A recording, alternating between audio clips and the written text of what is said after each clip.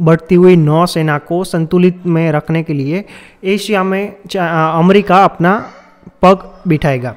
अब ये क्या है और अमेरिका ने इंडिया के साथ और एशियन कंट्रीज़ के साथ इंटरेस्ट लेना पिछले 2 साल में क्यों शुरू कर दिया है, उसकी एक ताज़ा जानकारी आपको बताते हैं।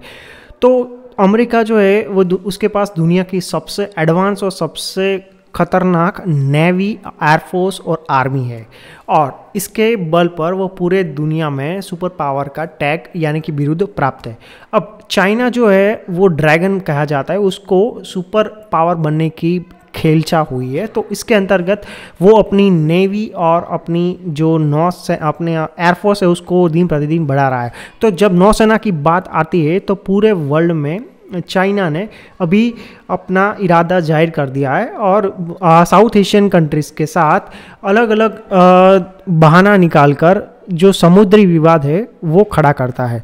अब इसके बीच में अमेरिका ने बहुत बड़ा अनाउंसमेंट किया है कि अमेरिका की जो नौसेना है वो कई फ्लीट्स में डिवाइड हो चुकी है। उसमें से एक फ्लीट जो है वो अमेरिका के जो फ्रेंडली कंट्री है जापान, वहाँ पर रहती है और वो इंडो स्पेसिफिक रीजन में वो मेंटेन रहती है। दूसरी जो नेवी है वो है अफ्रीका और मिडिल ईस्ट में, ये उसका बेस मस्कत में आया हुआ है और सऊदी अरेबिया में आया हुआ है। वहाँ पर उसका एयरक्राफ्ट कैरियर रहता है जो मिडिल ईस्ट को संतुलित रखता है। अब तीसरे बेड़े की अमेरिका ने तैयारी किया है कि वो तीसरी जो एक नई फ्लीट नेवी की जो है वो मिडिल एशिया में, मतलब साउथ एशिया में कहीं पर वो लगाने वाला है। उसके लिए उसने अपने जो क्वाड देश है उसे संकलन किया है, किंतु किसी ने अभी ऑफिशियली रिस्पॉन्स नहीं दिया है। आपको बता दें कि क्वाड कंट्रीज़ में अमेरिका के साथ इंडिया, जापान और ऑस्ट्रेलिया, ये तीनों देश सम्मिलित होकर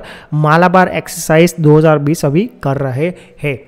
तो इसके अंतर्गत अमेरिका ने अभी ऑफिशियली सिंगापुर को चुन लिया है कि वो सिंगापुर के साथ मिलकर वहाँ पे अपनी नई फ्लीट यानी कि न्यूक्लियर एयरक्राफ्ट कैरियर को वहाँ पर रखेगा और वहाँ पे बेस बनाएगा। दोस्तों, अगर अमेरिका सिंगापुर में अपना मिलिट्री बेस बनाता है तो ये चाइना के लिए सबसे बड़ी हार होगी। उसका रीज़न है कि चाइना के जस्ट बगल में सिंगापुर आया हुआ है और सिंगापुर वर्ल्ड का जो इकोनॉमिक का हब भी है। अब सोचो, जहाँ पर इकोनॉमिक हब है, एक्टिविटीज़ है, सारे फिनेंशियल सेक्टर्स जो है वर्ल्ड के, उसकी एक एक ऑफिस वहाँ पर है, पैसा वहाँ से ट्रांसमिट होता है।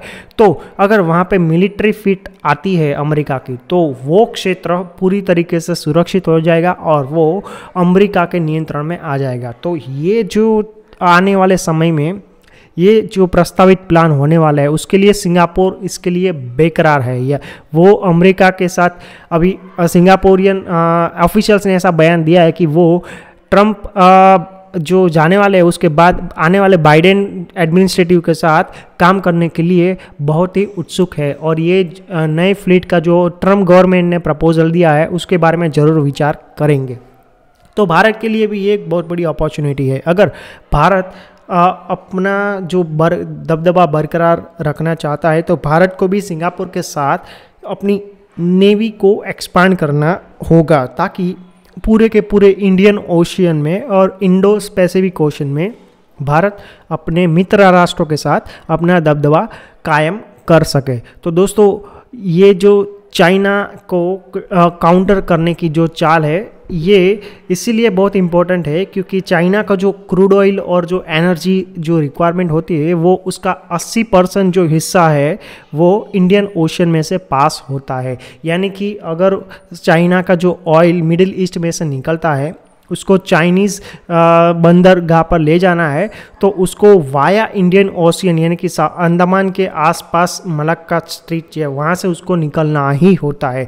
तो ये भारत के लिए एक स्ट्रेटेजिक एडवांटेज है और इसी के अंतर्गत भारत अभी नवंबर में अंडमान में दिन प्रतिदिन अपनी जो लश्करी बेस है उसको सुदृढ़ करता जा रहा है और वहाँ पे इंफ्रास्ट्रक्चर डेवलप करता जा रहा है। तो दोस्तों, आपका इसके बारे में क्या कहना है? कृपया कमेंट करके कमेंट बॉक्स में अपनी राय जरूर दीजिएगा और इस वीडियो को शेयर करना ना भूलिएगा। Thank you very much for watching this video.